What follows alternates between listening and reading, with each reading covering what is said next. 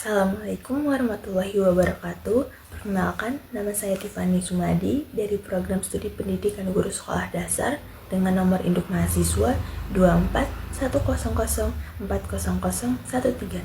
Pada kesempatan kali ini, saya akan membahas materi mengenai teori pembelajaran behavioristik untuk memenuhi penilaian ujian tengah semester dengan mata kuliah belajar pembelajaran dengan dosen pengampu Ibu Febrianti Yuli Satriani, SPDI, MPD.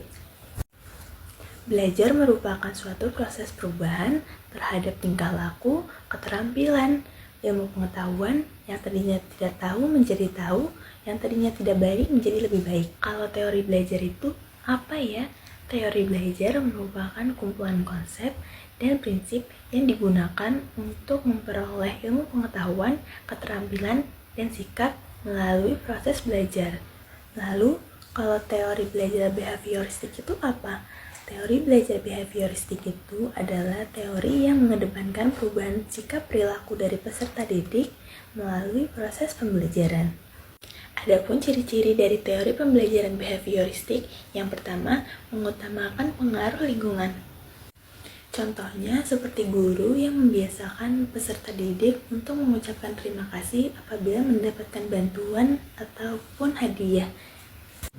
Dan seperti contoh dari eksperimen Pavlov yang terhadap anjing. Apabila anjing tersebut mendengar lonceng, maka ia akan mengeluarkan air liur, yang mana ia akan mengeluarkan air liur apabila dia mendapatkan makanan saja, karena mungkin sudah terbiasa mendengar bunyi lonceng, yaitu stimulus untuk diberi makan. Maka ketika ia membunyikan lonceng, maka ia akan mengeluarkan air liur. Lalu, ciri yang kedua merupakan pembelajaran berfokus terhadap perubahan perilaku yang diinginkan. Contohnya seperti perubahan perilaku yang menjadi lebih baik. Ciri yang ketiga, mementingkan reaksi ataupun respon. Di sini, guru bisa memberikan poin plus ataupun teguran. Ketika anak melakukan kesalahan, guru bisa memberikan teguran. Ketika anak melakukan sesuatu pelajaran atau kegiatan yang baik, dilaksanakan dengan baik, guru bisa memberikan poin plus atau berupa pujian dan hadiah. Lalu, ciri yang keempat merupakan bersifat mekanistis. Di sini, anak diharapkan memberikan respon terhadap stimulus yang telah diberikan oleh gurunya. Adapun kelebihan dan kekurangan dari teori behavioristik. Kelebihannya yang pertama, siswa diharapkan bisa menjadi lebih kreatif dan mandiri. Lalu yang kedua, memahami bahan ajar dengan mudah.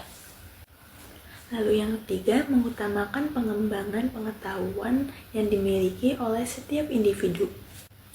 Lalu yang terakhir, guru dapat memberikan dasar-dasar teori kepada peserta didik, lalu yang mengembangkan materi tersebut merupakan siswanya. Jadi siswa akan belajar bertanggung jawab dan mandiri untuk mencari tahu materi dan mengembangkannya sendiri. Kekurangannya adalah teori ini tidak dapat menyeluruh terhadap semua tingkatan pendidikan. Lalu yang kedua, apabila di dalam pembelajaran digunakan metode kognitif, maka peserta didik akan sulit memahami materi tersebut dengan baik karena sudah terbiasa dengan teori behavioristik. Contoh penerapannya, yang pertama, guru dapat memberikan bahan ajaran atau materi-materi secara kompleks. Lalu yang kedua, guru lebih sering atau lebih mendominasi untuk menginstruksikan atau memerintahkan peserta didik untuk mengerjakan tugas. Lalu yang ketiga, guru lebih aktif memberikan latihan-latihan agar siswa membentuk kebiasaan-kebiasaan yang diinginkan.